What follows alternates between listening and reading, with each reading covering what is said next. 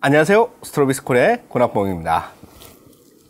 네, 오늘은 모니터 캘리브레이션 툴을 한번 알아볼 생각인데요.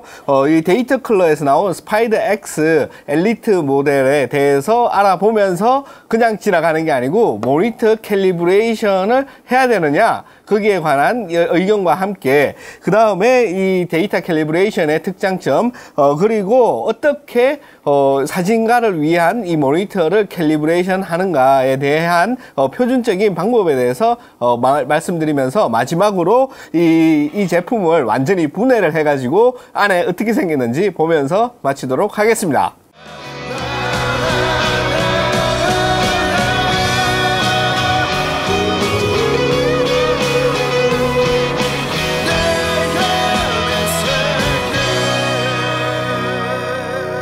우선 바쁘신 분들을 위해 가지고 모니터 캘리브레이션을 해야 되느냐 말아야 되냐 이렇게 인터넷에 보면은 말이 많아요. 말이 많은데 그 대부분의 말들이 잘못된 방법으로 하면은 나쁘다, 잘못된 방법으로 하면은 안 하니만 못하다, 대체로 이런 식입니다. 대체로 이런 식인데, 모니터 캘리브레이션을 만약에 내가 혼자 내 모니터를 가지고 나만 쓰는 게 아니라면은 모니터 캘리브레이션을 해야 한다가 제 생각입니다. 왜냐하면은 내 모니터가 나 혼자 보고 나 혼자 이 데이터를 가지고 있을 경우에는 문제가 없지만은 이 사진을 가지고 뭐 어디 보낸다든지 뭐 전시를 한다든지 혹은 나중에 어떤 사용처가 있다든지 이럴 경우에 내가 의도한 바를 그대로 반영하기 위해서는 반드시 캘리브레이션이 필요하다는 그런 말씀입니다. 네, 제가 사진을 가지고 뭔가 다른 사람들하고 공유를 하거나 이럴 때 꼭 필요하다고 했는데, 그러면은 이 캘리브레이션을 할 때 단점이 없이 장점만 있냐? 이렇다면은 단점이 있습니다. 단점이 있어요. 뭐냐 하면은 색깔 개조라든지 그레이스케일 개조가 약간 무너지는 그런 단점이 있습니다. 그럼에도 불구하고 그런 단점을 다 감안하더라도 제가 봤을 때는 장점이 더 크다. 그렇기 때문에 이 꼭 캘리브레이션을 해야 한다. 저는 이렇게 생각하는데, 프로페셔널 사진 작가가 말하는 두 가지 캘리브레이션을 해야 하는 이유에 대해서 들어보도록 하겠습니다. 아무튼 지금 제가 세팅해 놓은 상태로 이렇게 보시면은 여러분들이 뭐 특별히 뭐 문제점을 못 느낄 것 같은데, 밝기가 지금 모니터가 굉장히 어두운 편이에요. 여러분들이 지금 느끼시질 못하죠. 왜냐하면 비디오로 지금 촬영을 하고 있기 때문에 이게 정상적으로 보이는데, 여기서 보통 여러분들이 모니터를 샀을 때 대체로 사람들이 이게 굉장히 밝은 모니터를 좋아하죠. 왜냐하면 밝은 모니터로 보면은 훨씬 더 대비가 많아 보이기 때문에, 대비가 훨씬 더 크게 보이기 때문에 사진도 훨씬 더 멋있게 보이고 더 좋다고 생각을 해요, 대체로. 그래가지고 지금 모니터에 이제 밝기를 100으로 이렇게 해놓으면은 요게 한 350 칸델라 정도 나옵니다. 350 칸델라 정도 나오는데, 원래 표준 모니터는 160 칸델라로 맞추게 되어 있어요. 그래서 문제가 뭐냐 이러면은, 네, 여러분들이 지금 보셨을 때 이 안부가 굉장히 잘 보이죠. 이렇게 되면은 이렇기 때문에 이렇게 이런 모니터를 보면서 자꾸 보정을 하면은 이 안부를 자꾸 어둡게 만들려고 그래요. 사람의 눈이 항상 적응을 하거든요. 그래가지고 이 안부를 자꾸 어둡게 만들어요. 안부를 이렇게 어둡게 만들어 가지고 이제 내가 원하는 그런 느낌의 이제 사진을 만드는 거죠. 이렇게 해가지고 지금 이 모니터 밝기로 봤을 때 저는 한 요 정도 안부가 적당하다고 생각합니다.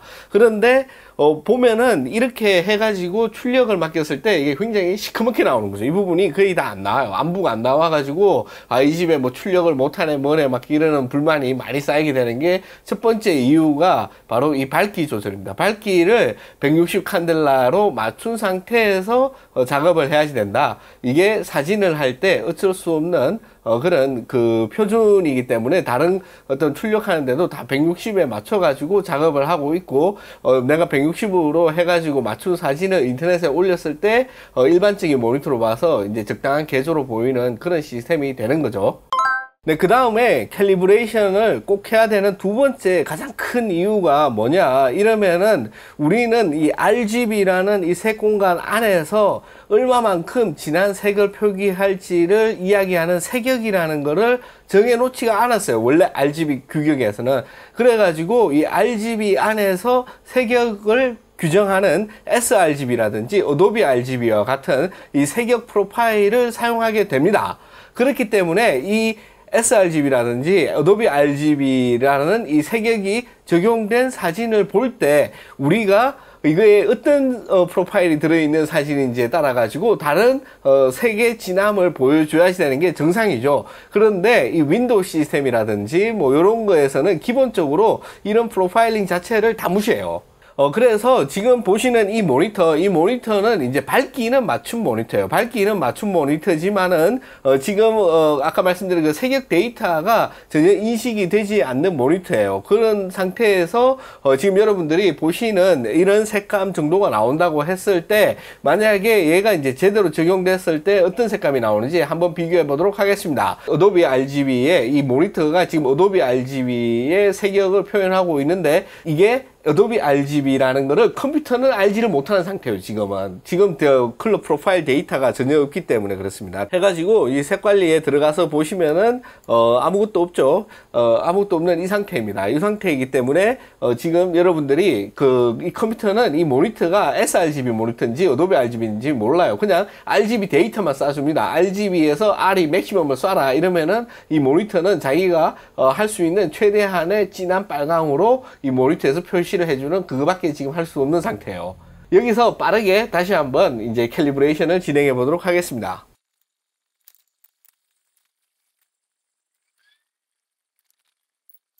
그렇게 해서 지금 이제 캘리브레이션이 끝난 상태에서 보면은 제가 만든 이 프로파일이 지금 색관리에 들어와 있는 것을 확인할 수가 있죠. 지금 이렇게 보면은 사람의 눈은 적응형이기 때문에 아까랑 차이가 없는 것처럼 보입니다. 그런데 제가 완전히 수동으로 설치한 이 모니터를 촬영한 이 카메라에 여러분들이 보시듯이 비교해서 보시면은 차이점이 확실하게 보이죠. 아무튼 이렇게 색역 데이터를 사용하기 위해서는 프로필을 만들어야 되고, 프로필을 만들기 위해서는 캘리브레이션이 필수적으로 필요하다. 그렇기 때문에 이런 캘리브레이션 툴을 꼭 사용을 해야 된다고 저는 생각을 합니다.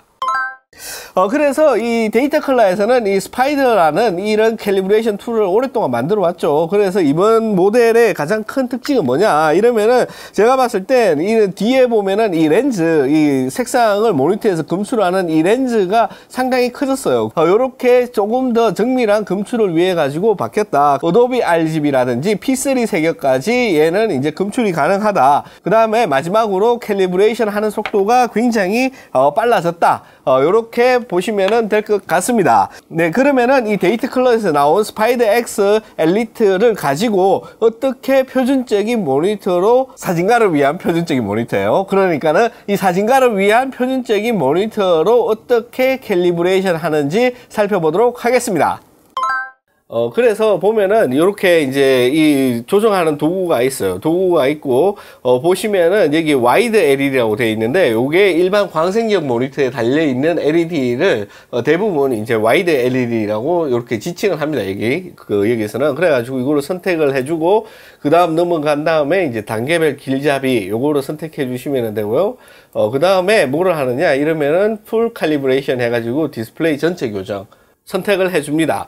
그 다음에 이제 감마 값은 2.2예요. 옛날에 이제 맥OS에서는 감마 1.8을 썼었는데, 지금 맥OS X로 오면서 감마 값이 다 2.2로 바뀌었죠. 그래가지고 건드리면 안 돼요. 감마 값은 무조건 2.2로 이렇게 해주고, 백색점이라는 게 있는데, 이게 우리 사진 찍을 때 보면 화이트 밸런스 있죠. 그건데 백색점은 웬만한 모니터 표준은 전부 6500켈빈에 맞춰져 있습니다. 그래가지고 요것도 선택을 6500켈빈으로 하시고, 밝기도 아까 말씀드렸듯이 표준이 160이에요. 160. 그 이전에 있는 표준이 이제 120 칸델라였는데, 120 칸델라인 같은 경우에는 이 실내에 있는 등을 웬만한 건 다 끄시고 방이 굉장히 어두울 때 120 칸델라고, 실제 요즘은 거의 대부분 160 칸델라를 사용하고 있다. 그래서 160으로 맞춰주시면 되고, 그 다음에 여기 고급 설정이 있어요. 실내 조명을 어떻게 할 것이냐 이런 게 있어요. 실내 조명은 끄기, 실내 조명을 인식을 해가지고 이거를 감안해서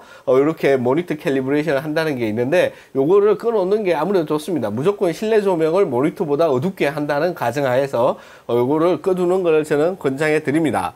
그 다음에 이제 회색 밸런스 교정은 이제 고품질로 해주시면 돼요. 요게 시간이 조금 걸리지만은 그럼에도 불구하고 고품질로 하는 게 낫겠죠. 여러분들이 하나 또 조심해야 될 게, 이거 캘리브레이션 하기 전에 제어판으로 들어갑니다. 색관리에서 보시면은 제가 그 이전에 만들어 놓은 이런 프로필이 있어요. 이 프로필을 제거를 해주세요. 이 프로필을 제거를 해주고 아무것도 없는 상태라는 걸 확인을 해 주신 다음에 진행을 해 주시는 게 좋습니다.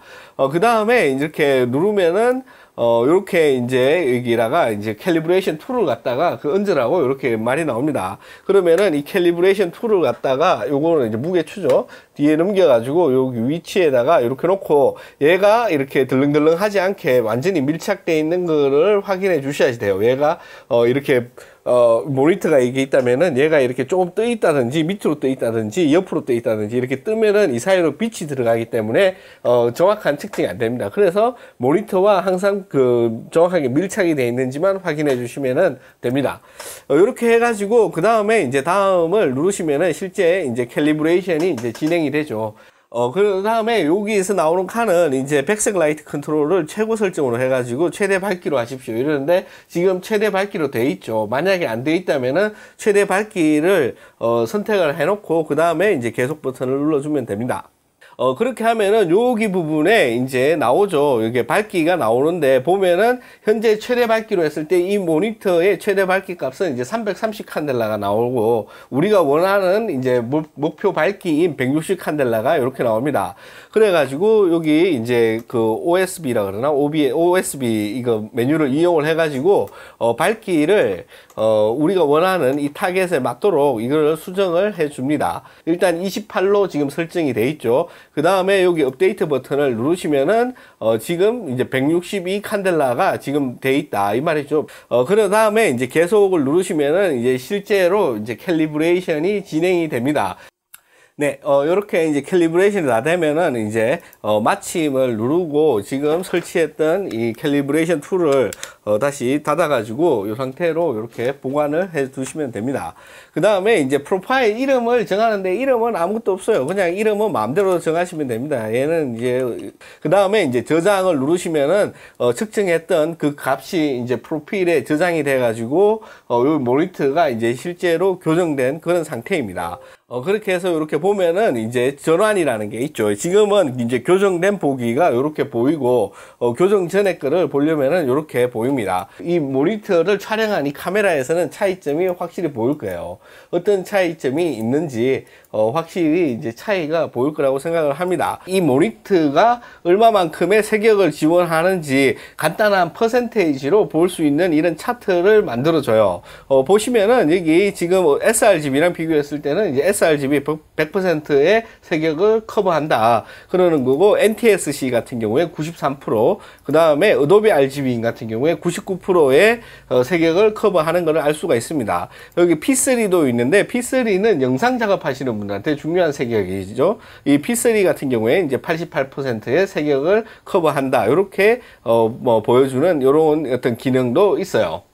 더 이상 이제 할 건 없고, 보시면은 이제 제어판에 가가지고 색관리에 보시면은 제가 금방 만든 프로필이 이렇게 적용이 돼 있죠.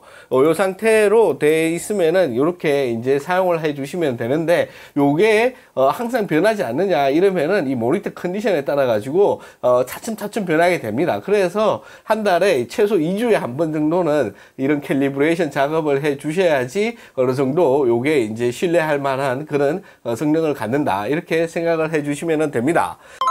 네, 그러면은 요거를 한번 뜯어 가지고 안에 어떻게 만들었는지 한번 다 같이 살펴보도록 하겠습니다. 여기 보면은 이렇게 나사가 두 군데 여기 있는데, 이 두 군데 나사는 보니까 별 모양 나사예요. 별 모양 나사. 그래 가지고 별 모양의 스크류를 가지고 얘를 풀어야지 될 것 같아요.